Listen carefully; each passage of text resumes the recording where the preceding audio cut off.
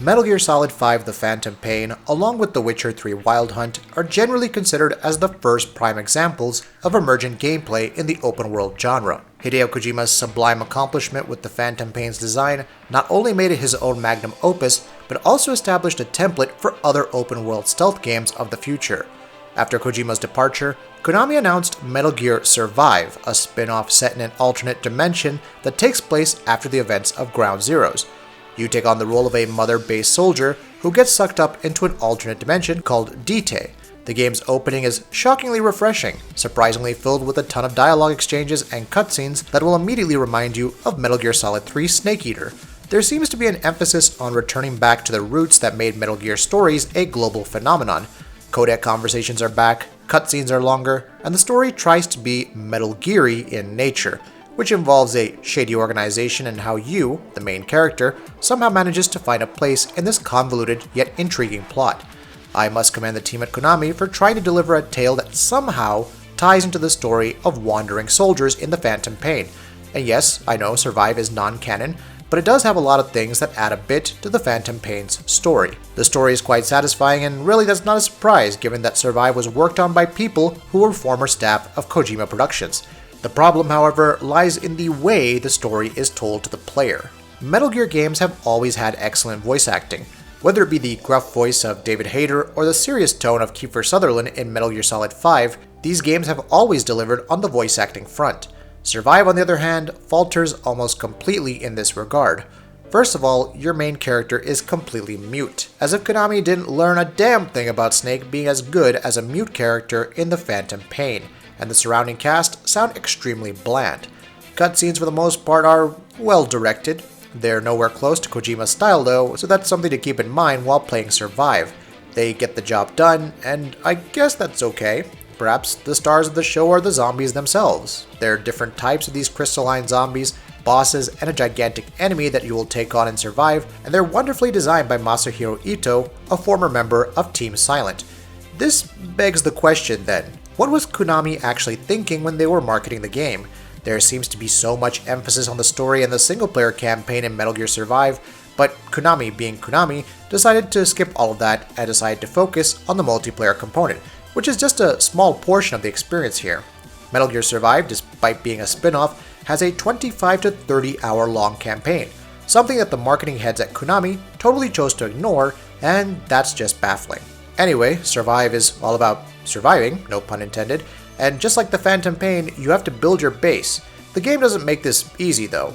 During the first few hours, you have to continuously keep an eye on your hunger and thirst parameters, which almost killed my experience. Your player character gets hungry and thirsty in a matter of a few minutes, and the game forces you to ignore the mission at hand, get off your way every 15 minutes, and search for animals and water. The problem is that these resources are limited, and traversal is such a chore that you'll probably smash your controller in complete madness. This fight to survive only lasts for a few hours, mercifully, and as you progress through the game's story, you'll unlock these resources at the base itself. There are also a few questionable design choices in the game. Sprinting is tied to stamina, which in turn is connected to the thirst meter. Sprint for too long and you lose all your stamina in seconds, and then you'll also become thirsty, which in turn means now you can't sprint for more than 20 seconds unless you drink water again.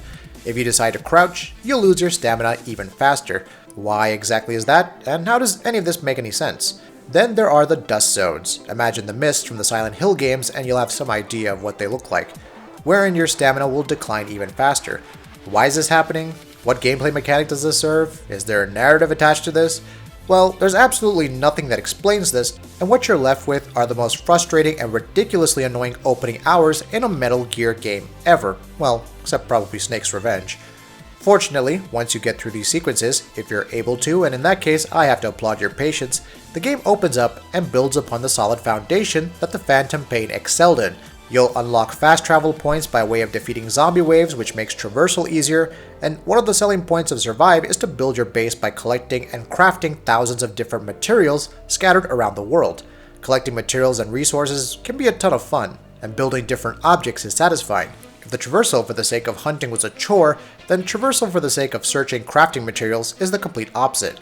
The game doesn't hold you back in any manner from collecting crafting recipes and Kuban energy, the currency used for crafting and unlocking new skills, and even the most minute things such as bullets need to be crafted at your base. Such is the emphasis on crafting in Survive. If there's anything that Survive does better than the Phantom Pain, it has to be the base building aspects, something that the latter lacked despite promises by Hideo Kojima. Important story points across the map will be frequently attacked by zombies, and you have to ensure that they're carrying several protective materials, such as fences, so that you can defend yourself from the incoming horde. Sequences like these could be extremely hard or easy, depending on how much stuff you have crafted, but there's no doubt that these also make for some of the best and most fun-filled sequences in the game. There's also optional side quests, and although they aren't anything special, they do help you in building your base and make world exploration rewarding. These include saving secondary characters who are surrounded by a zombie horde and collecting container drops, among other things.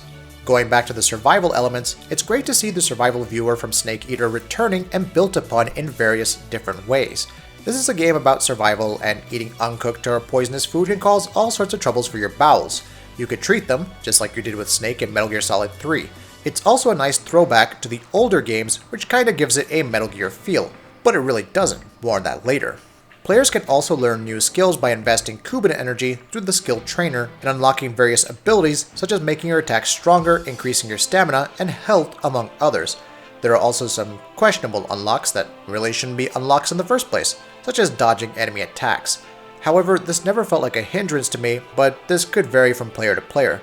So overall, the core of the game, i.e. the base building, crafting, and tackling zombie hordes, is a ton of fun, and somehow manages to make up for the annoying first few hours. Stealth exists in Survive, but honestly, it depends on how you want to use it. You can earn more Kuban energy from zombies should you perform a stealth kill, but that's all there is to it according to my experience.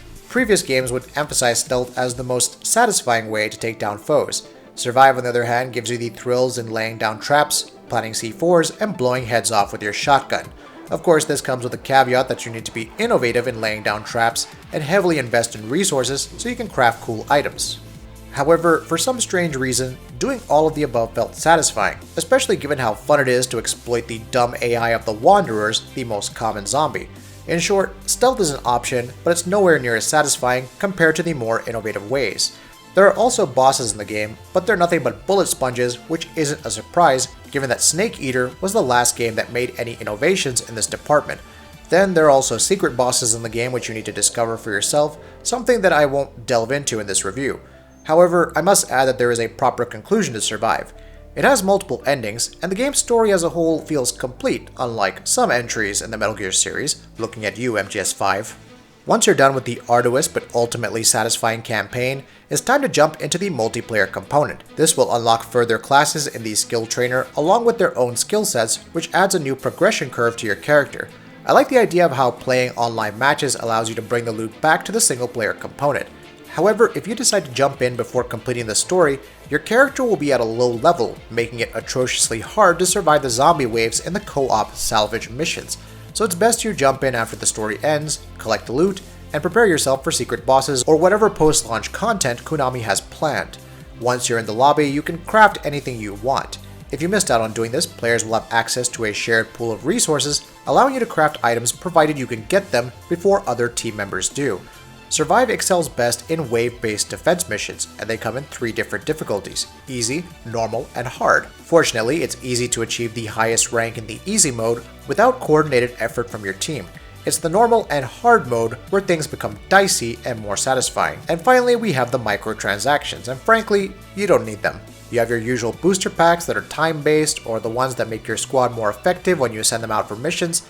In my playthrough, I was never compelled to use them. All of this can be avoided by a bit of grinding. And then there's the always online requirement. Konami, why do you have to keep such a requirement which is completely useless and absolutely serves no purpose to the single player except the daily login bonus? This is Need for Speed 2015 all over again, and it's extremely annoying. Ideally, Konami should have avoided these practices given the game's reception during the pre-release stage, but I guess they don't care. Among the microtransactions available though, one particular thing that needs to be scrutinized is how save slots now work. All traditional Metal Gear games encouraged replayability. However, this changed during the Phantom Pain, where you cannot start a new game unless you delete your current save. Survive follows the same route, but makes it even worse.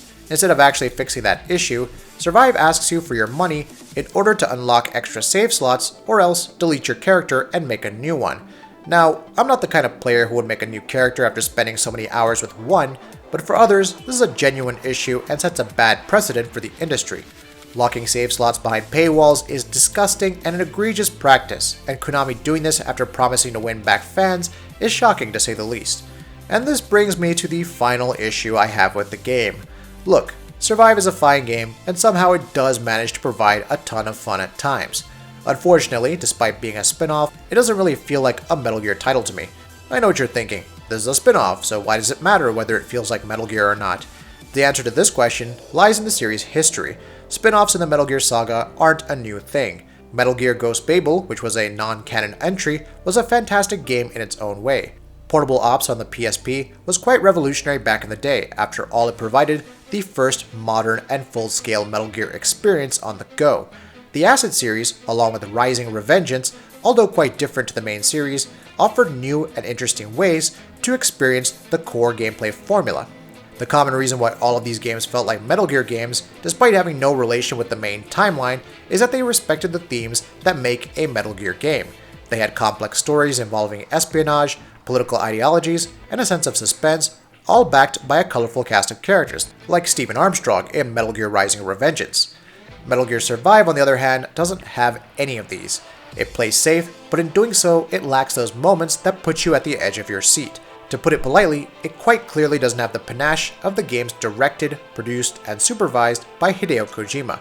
Survive is a bold step for Konami. It's not an easy responsibility to pick up the reins of Hideo Kojima, a man who was on the series for almost 3 decades and literally made it one of the craziest, mind-bending stealth action series of all time. I understand that the idea behind Survive didn't just get cooked up overnight.